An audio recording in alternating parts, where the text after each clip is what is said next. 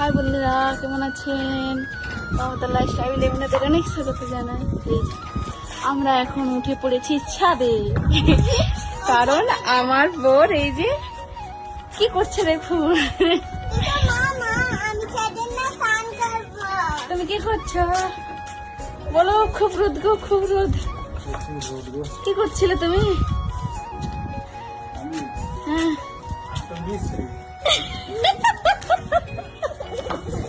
কিসের মিস্ত্রি বলো?